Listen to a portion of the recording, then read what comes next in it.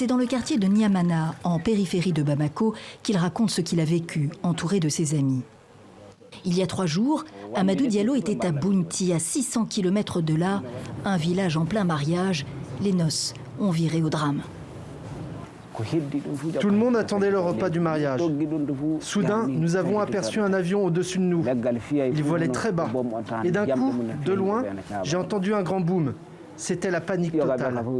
J'ai pris la tangente avant d'entendre le second bruit. J'avais déjà quitté le village.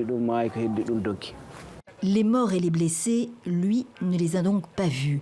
Mais d'autres en font état, comme Amadou Ndiko, président d'une association de promotion de la culture peul. 19 morts, dit-il. Bounti se trouve juste derrière mon village. Des frappes aériennes sur des civils, moi, c'est ma première fois d'entendre parler dans le centre. Mais des bavures, par exemple, les forces armées maliennes et de sécurité peuvent interpeller des civils peuls et les tuer, les accusant d'être de djihadistes. Cela est très fréquent. Les faits sont difficiles à établir dans cette région du sud du Mali, lieu de prédilection des djihadistes. Médecins sans frontières évoque 2 explosions sur 2 villages, Bounti et Kikara. L'ONG confirme des lésions et des blessures par balle sur les 8 blessés pris en charge dans son centre de Douenza, à quelques kilomètres de Bounti. Qui a tiré ? La force de l'ONU au Mali dit ne pas être impliquée. Silence également de l'armée malienne jusqu'ici.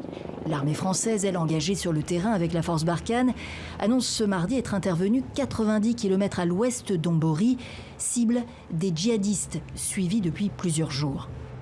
Il ne peut pas y avoir de doute et d'ambiguïté. Il n'y avait pas de mariage. C'est une frappe menée sur un groupe armé terroriste pleinement identifié après un recoupement d'informations. Plusieurs djihadistes ont été tués, ajoute l'armée française. Les terroristes ont-ils pu se fondre dans la foule? Les frappes de Bounti et celles d'Ombori relèvent-elles d'une seule et même opération militaire? Une centaine de kilomètres séparent les 2 localités, ce qui correspond aux indications d'intervention données par l'armée. Une nouvelle bavure n'est donc pas à exclure.